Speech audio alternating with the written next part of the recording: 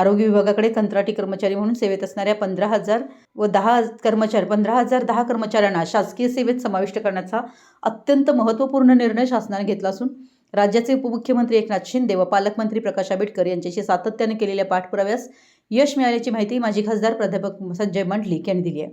राज्याच्या आरोग्य विभागाचे या कर्मचाऱ्यांना वेतनाकरिता सुमारे 1153 कोटी रुपये खर्चाची मान्यता दिली असून त्याचा लाभ कोल्हापूर जिल्ह्यातील 650 कंत्राटी कर्मचाऱ्यांना होणार आहे। राज्य आरोग्य कर्मचारी संघटनेच्या पदाधिकाऱ्यांनी या प्रश्नाची सोडवणूक केल्याबद्दल माजी खासदार मंडलिक यांचा सत्कार करण्यात आला। त्याप्रसंगी प्राध्यापक मंडलिक यांनी याबाबतची माहिती देत उपमुख्यमंत्री शिंदे व पालकमंत्री आंबेडकर यांनी घेतलेल्या निर्णयाबद्दल त्यांना धन्यवाद दिले।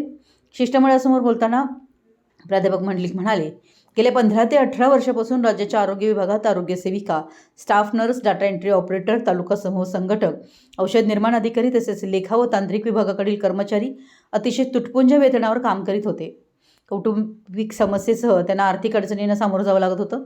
या कामी मी सातत्याने त्यांना शासकीय सेवेत समाविष्ट करण्यासाठी उपमुख्यमंत्री एकनाथ शिंदे व पालकमंत्री प्रकाश आंबेडकर, आरोग्य विभाग यांच्याशी सातत्याने पाठपुरावा केला।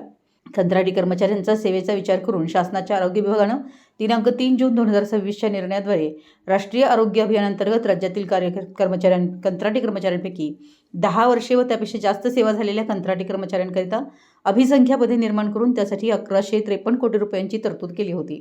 त्यामुळे 5 ते 7 हजाराच्या वेतनावर काम करणाऱ्या कर्मचाऱ्यांना स्वतंत्र पद निर्मितीनंतर सुमारे 20 ते 25 हजार वेतन मिळणार आहे। तसेच 7व्या वेतन आयोगातील वेतन श्रेणी विचारात घेऊन सदर पदांची वेतन निश्चिती केली जाणार आहे। आपल्या पाठपुराव्याला यश आल्याचं समाधान प्राध्यापक मंडलिक यांनी व्यक्त केलं। या प्रश्नांच्या यशस्वी पाठपुराव्याबद्दल राज्य संघटनेच्या वतीनं स्वप्नील गोसावी, जिल्हाध्यक्ष संजय पाटील, उपाध्यक्ष इंद्रजित पाटील, महिला अध्यक्ष मृणाल कुलकर्णी व इतर कर्मचारी यांच्या शिष्टमंडळानं माजी खासदार प्राध्यापक मंडलिक यांचा सत्कार केला। मराठी न्यूजसाठी मुरगुडहून सर्जेराव भाट।